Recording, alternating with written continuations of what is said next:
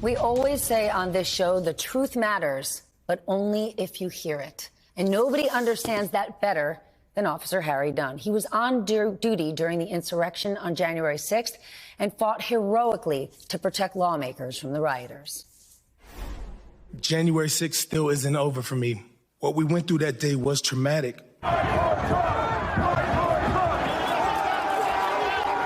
Officers were being bloodied in the fighting. Many were screaming.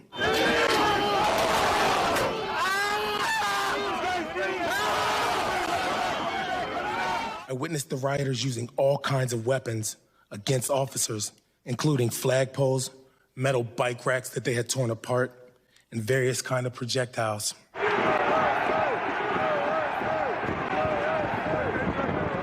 Telling the truth shouldn't be hard.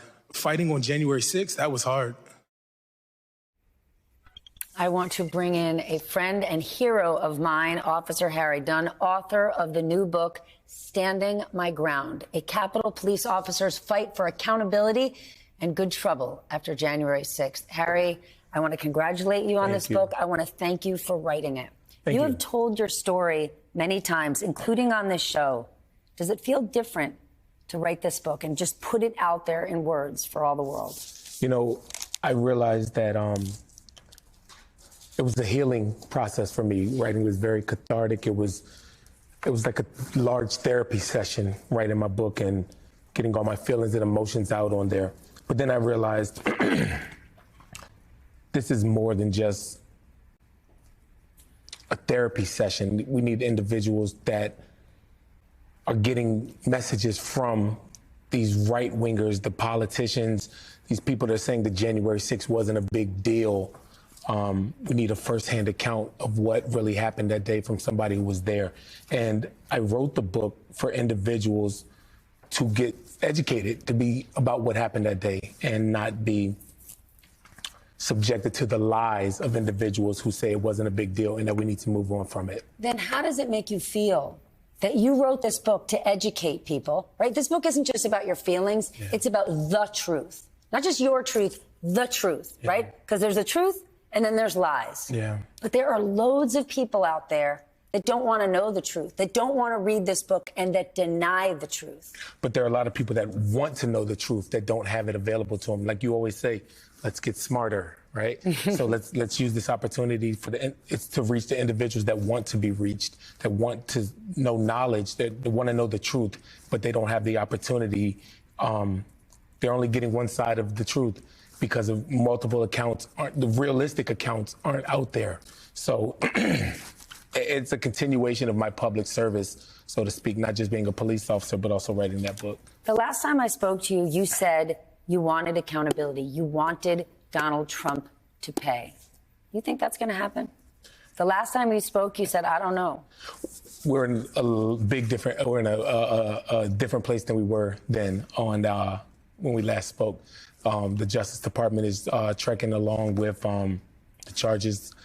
March 4th, March 3rd, he'll be standing trial in D.C., and I do believe that he will. It took a while for me to believe that he would because it had taken so long for the Justice Department to, one, appoint a special counsel, and then two, for the special counsel to bring charges forth. But they did, and even though it moved slow, we're still here and we're waiting for justice and accountability. You wrote something very sad in the book, that you watch lawmakers, some that had become your friends, lose themselves to partisanship. Have you spoken to any of them since? Has anybody turned the corner and said, you know what, Harry, I was wrong? Not necessarily in those words, but individuals I have spoken with, they hate the direction that the country is on. And January 6th kind of brought it all to a head. And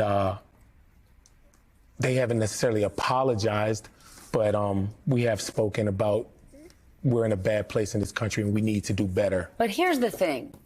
When people say we're in a bad place and we need to do better, every single one of us every day has a chance to do better, especially our lawmakers. So is it hard for you to continue your job, to work with these people when you know they're not telling the truth about one of the most significant days in American history. Well, that's the thing.